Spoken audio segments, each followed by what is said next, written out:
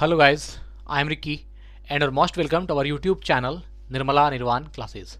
हम लोग केमिस्ट्री देख रहे हैं और केमिस्ट्री में जो टॉपिक आज देखने वाले हैं वो है रासायनिक अभिक्रियाओं में ऊर्जा परिवर्तन।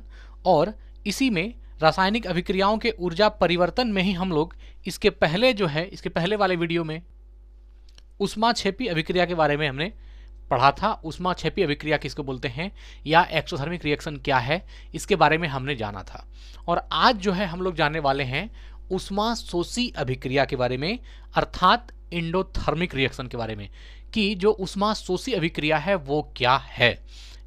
और जो रासायनिक अभिक्रियाओं में ऊर्जा का परिवर्तन होता है, तो रासायनिक अभिक्रिया में ऊर्जा परिवर्तन की दृष्टि से रासायनिक अभिक्रियाएं दो प्रकार की होती है। एक हो गया आपका ऊष्माक्षेपी जो एक्सोथर्मिक था, जिसको हमने देख लिया, और दूसरा होता है ऊष्माशोषी जो एंडोथर्मिक है, जिसको अभी हम लोग देख रहे हैं, है ना। तो ऊष्माशोषी अभिक्रिया क्या होती है? देखिए, ऊष्माशोषी यहां पर अगर हिंदी में आइएगा मित्र, तो ऊष्मा और शोषी सीधी बात है, ऊष्मा और शोषी ये दोनों मिलके बना है ऊष्माशोषी। अगर ऊष्मा का मतलब तो ऊर्जा या ऊष्मा या एनर्जी जो भी आप कह सकते हैं, ऊष्मा का मतलब ऊष्मा, शोषी का मतलब शोषण, या कि जो ऊष्माशोषी का मतलब ये हुआ कि जो वायुमंडल से या वातावरण से या किसी भी सोर्स से ऊष्मा का शोषण करता है, अर्थात कि वह ऊष्मा को अपने आप में, ऐसा समझें कि ऊष्मा को अपने अंदर समाहित करता है, या ऐसी रासायनिक अभिक्रिया जो ऊष्मा को अपने अंदर समाने की क्षमता या ऊष्मा को अपने अंदर रखने की क्षमता रखता है, वह आपका ऊष्माशोषी हो गया, है ना। ये शोषी वर्ड जो है, तो इससे आपको, जैसे कि हमने ऊष्माक्षेपी में देखा था, ऊष्मा का मतलब ऊष्मा ही है, ऊर्जा ही है, और जो क्षेपी है उसका मतलब होता है कि जो बाहर की तरफ छोड़ता है या छोड़ना, ये जो है क्षेपी का मतलब था। वैसे ही ऊष्माशोषी का मतलब हुआ ऊष्मा को ग्रहण करने वाली अभिक्रिया। तो यहां से आप इसके शब्द से ही समझ सकते हैं ऊष्माशोषी क्या है। तो ऊष्माशोषी अभिक्रिया या एंडोथर्मिक रिएक्शंस, ऊष्माशोषी अभिक्रिया या एंडोथर्मिक रिएक्शंस वे रासायनिक अभिक्रियाएं जिनमें ऊष्मा का अवशोषण होता है, जिसमें ऊष्मा का अवशोषण होता है, ऊष्माशोषी अभिक्रियाएं कहलाती है। वे अभिक्रियाएं जिसमें ऊष्मा का अवशोषण होता है, वे रासायनिक अभिक्रियाएं जिसमें ऊष्मा का अवशोषण होता है, वो आपका ऊष्माशोषी अभिक्रियाएं कहलाती है, अर्थात उसी को हम लोग एंडोथर्मिक रिएक्शन बोलते हैं, है ना। तो अब देखिए इसका उदाहरण, ऊष्माशोषी अभिक्रिया का या एंडोथर्मिक रिएक्शन का जो उदाहरण है वो आपके सामने है। नाइट्रोजन, है ना, नाइट्रोजन एवं ऑक्सीजन को, नाइट्रोजन एवं ऑक्सीजन के मिश्रण को, नाइट्रोजन को और ऑक्सीजन के मिश्रण को उच्च तापमान, हाई टेम्परेचर अर्थात 3000 डिग्री सेल्सियस पर गर्म करने से नाइट्रिक ऑक्साइड बनता है। क्या बनता है? नाइट्रिक ऑक्साइड बनता है। इस अभिक्रिया में काफी मात्रा में ऊर्जा का अवशोषण होता है। तो यहां पर जो नाइट्रिक ऑक्साइड बनता है, तो इस बनने के प्रक्रिया में या इस बनने के प्रोसेस में ऊर्जा का अवशोषण होता है, और काफी मात्रा में, बहुत ज्यादा मात्रा में जो है ऊर्जा अवशोषित होती है, बहुत ज्यादा मात्रा में ऊर्जा का अवशोषण होता है, और वह जो है नाइट्रिक एसिड बनता है। इस अभिक्रिया में काफी मात्रा में ऊर्जा का अवशोषण होता है। अवशोषण होने का मतलब क्या हुआ?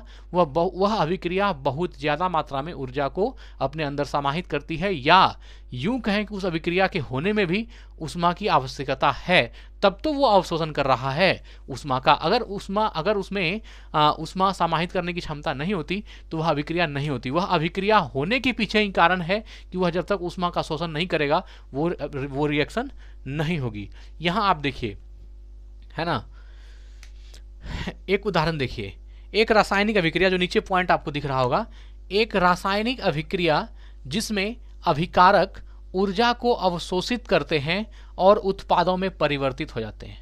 देखिए, ऊर्जा को अवशोषित करते हैं और उत्पादों में परिवर्तित हो जाते हैं, मतलब ऊर्जा को अवशोषित कर रहा है और उत्पाद में जो है परिवर्तित हो रहा है, अर्थात प्रतिफल बन रहा है। तो प्रतिफल के बनने के लिए यहाँ पर ऊष्मा जो है होना जरूरी है, ताकि जो अभिकारक हैं वो ऊर्जा को अवशोषित करें, ऊष्मा को अवशोषित करें और उत्पाद में वो परिवर्तित हो जाएं। तो उत्पाद के बनने में भी ऊष्मा का अवशोषण से जुड़ा हुआ संबंध है ना।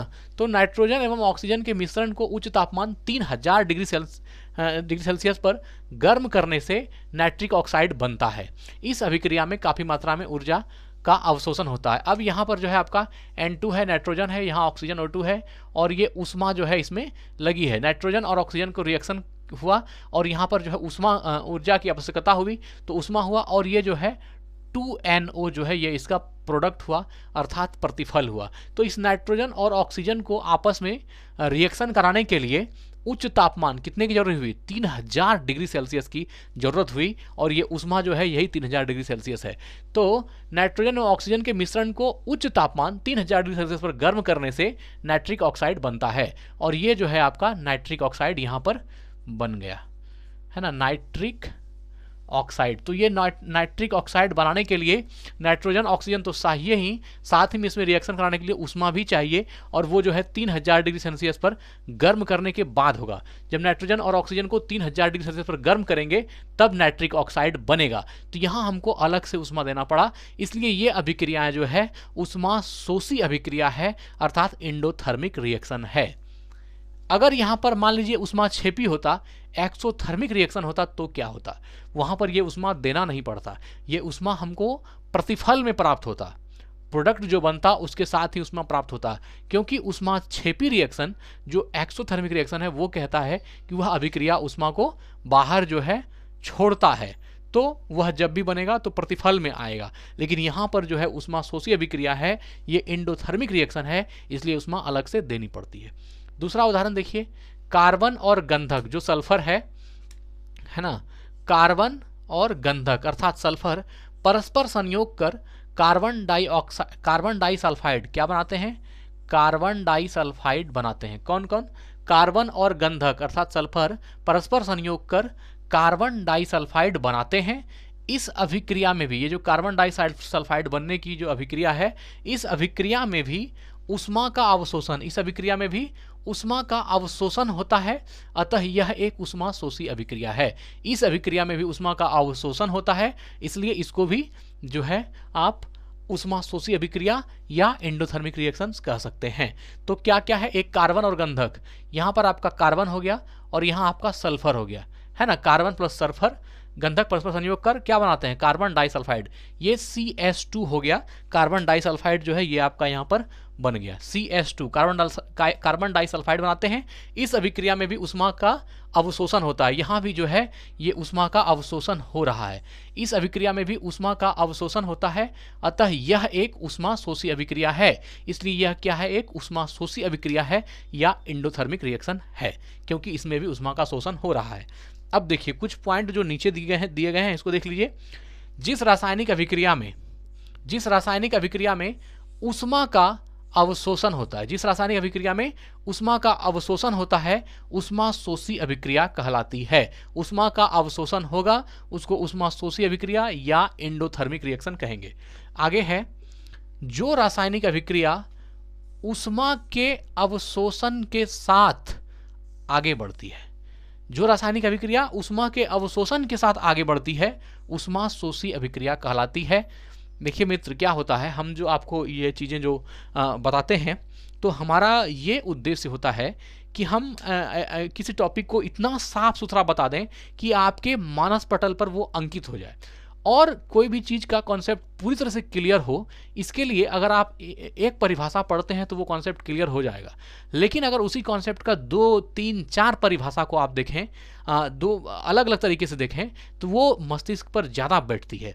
इसलिए हमारा प्रयास होता है कि जो भी चीज़ हम बताते हैं उसको 2, 3, 4, 5 तरह से बता दें, ताकि वो क्या हो, कॉन्सेप्ट तो चाहे 5 परिभाषा हो या 500 परिभाषा हो, उसके अंदर जो कॉन्सेप्ट की बात होगी वो सेम होगी। अलग अलग लोगों ने अलग अलग तरह से डिफाइन किया या अलग अलग तरीके से कही गई बात है, लेकिन उन अलग अलग तरीकों में भी एक ही बात कही गई है। तो ये जो अलग अलग, हमारा उद्देश्य ये होता है कि हम 2-4 लाइन जो अलग से लिखते हैं, ताकि वो चीज़ इसलिए है कि वो आपको पूरी तरह से कॉन्सेप्ट क्लियर हो जाए। कोई भी चीज़ हमारे दिमाग में याद कब तक रहेगी या वो याद कितनी है, वो इस बात पर तय करती है कि हमने उस चीज़ को कितनी बार सुना है, कितनी बार पढ़ा है, या हमने उसको कितने इंटरेस्ट या कितने ध्यान के साथ आत्मसात किया है। कोई भी नई चीज़ जब दिमाग में जाती है तो वो पहले पहले जो है एक धुंधली सी रहती है, लेकिन जब 2 बार 3 बार 4 बार चली जाती है तो वो एकदम दिमाग में सेट कर जाती है। आप देखिएगा, हम पहले घूमने के लिए जाते थे, मेरे पैर में प्रॉब्लम हो गई थी, थोड़ा सा दिक्कत हो गया था, और उसमें जो है सेंसेशन की, मेरे जो पैर की बाएं पैर की जो 3 उंगली थी, उसमें जो है थोड़ा सा भोथापन जिसको बोलते हैं, उसमें मतलब कि ऐसा हो गया था कि आप समझ सकते हैं कि वो तो जो लास्ट वाली 3-4 उंगली थी उसमें कुछ हमको मतलब चुट्टी वुट्टी काटने के बाद भी हमको पता नहीं चलता था कि वो भोथापन आ गया था। तो हमको घूमने का सलाह दिया गया कि आप बहुत ज़्यादा वॉकिंग करिए। तो हम बहुत घूमे, बहुत पैदल बहुत चले, हम बहुत वॉकिंग किया हमने। तो हम एक चीज़ देखते थे, जिस रास्ते से पहली बार जाते थे, जहाँ कभी नहीं गए हैं, तो सब कुछ अनजान सा लगता था। फिर जब हम 2 दिन 3 दिन 4 दिन उसी मोहल्ले से निकले तो फिर हमको सब चीज़ पता चलता कि यहाँ पे ये चीज़ था, यहाँ पर ये चीज़ था, यहाँ पर ये चीज़ था। फिर जब हम बैठ के सोचते हैं कि हम 10 दिन तक जो टहले उसमें क्या क्या हमने नया देखा, तो हम ये पाते हैं कि जिस रास्ता पर हम पहली बार गए उसमें हमको कुछ भी पता नहीं था। वो पहला दिन हमको बड़ा उबाऊ लगा कि हम लगता है बहुत दूर आ गए, कहाँ कुछ पता नहीं चल रहा है। लेकिन जब हम लगातार 5 दिन 7 दिन फिर उसी रास्ते पर चले तो फिर वहाँ उस रास्ते में कहाँ कहाँ पर क्या क्या चीज़ें हैं वो सब दिमाग में एडजस्ट हो जाती है। उसी तरह जिस टॉपिक को या किसी चीज़ को हमको जैसा लगता है कि हम रिलेट कर पा रहे हैं, उसमें क्या होता है कि जो आप बार बार चीज़ें जब आती है तो वो पूरी तरह से एडजस्ट हो जाता है। इसलिए देखिएगा, एग्जाम में जो लड़का ज़्यादा रिवीजन किया होता है उसको ज़्यादा मार्क्स आ जाते हैं। उसमें क्या है कि वो हर जगह का हर चीज़ को समझ आता है, वो एकदम मोहल्ला को घूमने लायक है। जिस तरह से मोहल्ला में घूमते हैं और सब चीज़ आपको पता चल जाती है, ठीक वैसा ही है जब आप कॉपी उल्टाते हैं और बार बार जब पढ़ते हैं तो वो एक एक चीज़ उसका जो है समझ में आ जाता है। इसलिए हमारा प्रयास होता है। तो आपको कभी कभी ये बोरिंग ना लीजिएगा कि एक ही चीज़ को 2-3 बार 4 बार कहा जा रहा है, लेकिन थोड़ा सा अंतर है। हमने ऊष्माशोषी अभिक्रिया में सिर्फ कहा कि वे रासायनिक अभिक्रिया जिसमें ऊष्मा का अवशोषण होता है, ठीक है। यहाँ पर देखिए थोड़ा अंतर है। वे रासायनिक अभिक्रिया है ना, वे रासायनिक अभिक्रिया ऊष्मा के अवशोषण के साथ आगे बढ़ती है। जो रासायनिक अभिक्रिया ऊष्मा के अवशोषण के साथ आगे बढ़ती है। अब वैसी रासायनिक अभिक्रिया जिसमें ऊष्मा का अवशोषण होता है, ये भी बात वही है। और जो रासायनिक अभिक्रिया ऊष्मा के अवशोषण के साथ आगे बढ़ती है, ये भी बात वही है, लेकिन थोड़ा सा और उस चीज को खोल रहा है और समझ को प्रगाढ़ बना रहा है। जो रासायनिक अभिक्रिया ऊष्मा के अवशोषण के साथ आगे बढ़ती है, ऊष्माशोषी अभिक्रिया कहलाती है। उस अवशोषित ऊष्मा की मात्रा को उत्पादों के साथ डेल्टा एच के रूप में प्लस चिन्ह के साथ दर्शाया जाता है। जैसे कि यहाँ एक उदाहरण दिया गया है कि वो रासायनिक अभिक्रिया है ना, जो रासायनिक अभिक्रिया ऊष्मा के अवशोषण के साथ आगे बढ़ती है, मतलब वह आगे बढ़ेगी ही जब ऊष्मा का अवशोषण होगा। अगर ऊष्मा का अवशोषण नहीं होगा तो रासायनिक अभिक्रिया आगे नहीं बढ़ेगी, है ना। तो वे रासायनिक अभिक्रिया, जो रासायनिक अभिक्रिया ऊष्मा के अवशोषण के साथ आगे बढ़ती है, ऊष्माशोषी अभिक्रिया कहलाती है। अवशोषित ऊष्मा की मात्रा को, अब यहां पर समझने वाली बात है, अवशोषित ऊष्मा की मात्रा का मतलब क्या हुआ? वह अभिक्रिया आरंभ होने में जितना ज्यादा ऊष्मा को अवशोषित किया, तो उस अवशोषित ऊष्मा की मात्रा को उत्पादों के साथ, उत्पाद जो प्रतिफल हुआ, जो प्रोडक्ट हुआ, उत्पादों के साथ डेल्टा एच के रूप में प्लस चिन्ह के साथ दर्शाया जाता है। अब जितना भी ऊष्मा उस अभिक्रिया में ग्रहण हुआ या उस अभिक्रिया के द्वारा जितनी भी ऊष्मा ग्रहण की गई, उस ऊष्मा को दिखाने के लिए उत्पाद के साथ डेल्टा एच का व्यवहार होता है और डेल्टा एच के रूप में प्लस चिन्ह के साथ दर्शाया जाता है। डेल्टा एच के साथ प्लस चिन्ह के साथ दर्शाया जाता है किस चीज को? कि उस अभिक्रिया में कितना ऊष्मा अवशोषित की गई, वह ऊष्मा अवशोषित ऊष्मा की मात्रा को दर्शाता है। तो यहां पर देखिए 2NH3 ये गैस है अमोनिया, और यहाँ N2 गैस है, प्लस 3H2 गैस है, और यहाँ डेल्टा H जो है ये delta H equal two plus 91.8 जो लिखा गया है, ये डेल्टा H ये दर्शा रहा है कि इस अभिक्रिया के होने में कितनी ऊष्मा को अवशोषित की गई है। मतलब कि यह जो डेल्टा H प्लस साइन के साथ डेल्टा H जो कहीं दिख रहा है, इसका मतलब है कि यह डेल्टा H ये बता रहा है कि इस अभिक्रिया में कितनी मात्रा में ऊष्मा का अवशोषण हुआ है, या जो अभिक्रिया हुई या जो अभिक्रिया संपन्न हुई, उस अभिक्रिया में ऊष्मा की कितनी मात्रा अवशोषित हुई, यह डेल्टा H साइन को प्लस के साथ दिखाया जाता है। देखिए, ऊष्माशोषी अभिक्रिया कहलाती है अवशोषित ऊष्मा की मात्रा को उत्पादों के साथ, जो प्रतिफल हुआ उत्पादों के साथ डेल्टा H के रूप में प्लस चिन्ह के साथ दर्शाया जाता है। उत्पाद के साथ है ना, डेल्टा एच को प्लस चिन्ह के साथ दर्शाया जाता है कि उस अभिक्रिया में कितनी उष्मा अवशोषित हुई। तो यहाँ पर जो 2NH3 है, ये N2, ये तो आपका यहाँ आपका प्रतिफल है 3H2, और यहाँ प्लस जो डेल्टा H है, डेल्टा H इक्वल टू 91.8 है। इसका मतलब है कि 91.8 जो है ये डेल्टा H का मान है, मतलब इतनी उष्मा का अवशोषण हुआ है। आगे बढ़ते हैं। उष्मा शोषी अभिक्रिया में, है ना, उष्मा शोषी अभिक्रिया में अभिक्रिया मिश्रण का तापमान घट जाता है। आपने इसके पहले वीडियो उष्माक्षेपी में हमने पढ़ाया था कि उष्माक्षेपी अभिक्रिया में अभिक्रिया मिश्रण का तापमान बढ़ जाता है। उष्माक्षेपी अभिक्रिया में अभिक्रिया मिश्रण का तापमान बढ़ जाता है, और बढ़ने के कारण ही आप समझ सकते हैं कि प्रतिफल में उष्मा बाहर छूट जाती है, इसलिए वो उष्माक्षेपी है। लेकिन उष्माशोषी में क्या हो रहा है, उष्माशोषी अभिक्रिया में अभिक्रिया मिश्रण का तापमान घट जाता है। अब अभिक्रिया मिश्रण का तापमान घटा तो आपको बाहर से तापमान देना पड़ेगा। तापमान देने का मतलब है आप उसमें उष्मा दे रहे हैं, और उष्मा देने का मतलब है वह रिएक्शन उष्मा ग्रहण कर रहा है। उष्मा ग्रहण करने का मतलब है वो रिएक्शन उष्मा शोषी हो गया, अर्थात वह रिएक्शन एंडोथर्मिक रिएक्शन हो गया। तो उष्मा शोषी अभिक्रिया में अभिक्रिया मिश्रण का तापमान घट जाता है। अब अभिक्रिया मिश्रण का तापमान अगर घटेगा, किसी भी अभिकारक का रिएक्शन के बाद अगर अभिक्रिया का अगर टेम्परेचर डाउन करेगा तो आपको उसमें टेम्परेचर देना होगा उस अभिक्रिया को संपन्न करने के लिए। इसलिए जो है वो अभिक्रिया उष्मा शोषी कहलाती है। तो उष्मा शोषी अभिक्रिया में अभिक्रिया मिश्रण का तापमान घट जाता है। उष्मा शोषी अभिक्रिया में अभिक्रिया मिश्रण का तापमान घट जाता है, जबकि उष्माक्षेपी अभिक्रिया में अभिक्रिया मिश्रण का तापमान बढ़ जाता है।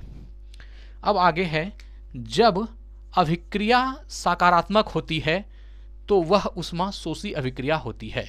कल हमने पढ़ाया था, इसके पहले हमने पढ़ाया था कि जब अभिक्रिया नकारात्मक होती है तो वह उष्माक्षेपी अभिक्रिया होती है।